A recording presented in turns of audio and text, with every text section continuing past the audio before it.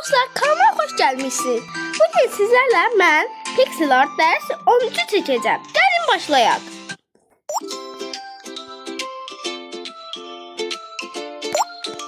Neçə vaxtdır video koymurdum. Dedim benden neçə vaxtdır video geziyorsunuz.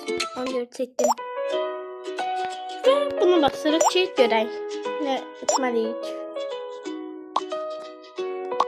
İlk önce qəhvə ilə başlayırıq. Renklerimiz burada bir tane maymundu dostlar. Maymunlar çok vaxt meşelerde görünür. Ve onlar təbiətdə yaşamağı çok sevir ve bananını yeməyi əlbəttə ki.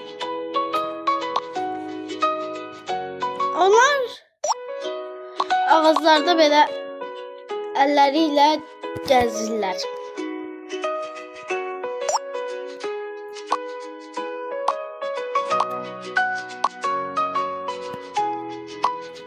Və meymunları siz zooparkda da görə bilərsiniz.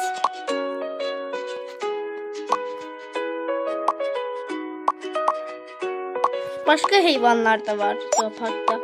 Və narıncıya keçdik.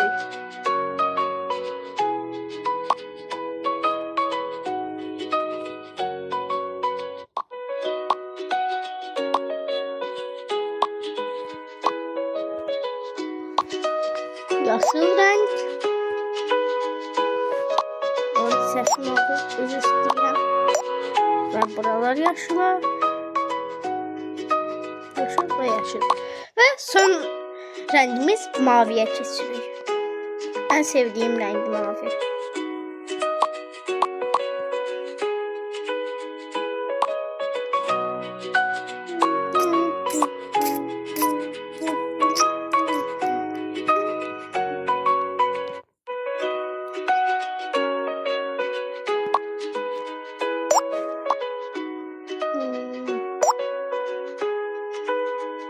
Video devam edip sesim çıkmır. O demek ki video devam ediyor. Çok adamlar görür ki sessiz kalmışam, o saat çıkırlar.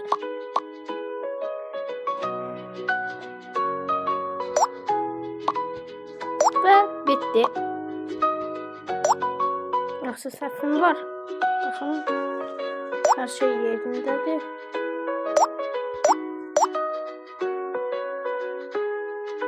Ve bəli, bitti. Sağ olun dostlar, gelen videolar görüşəndəyik.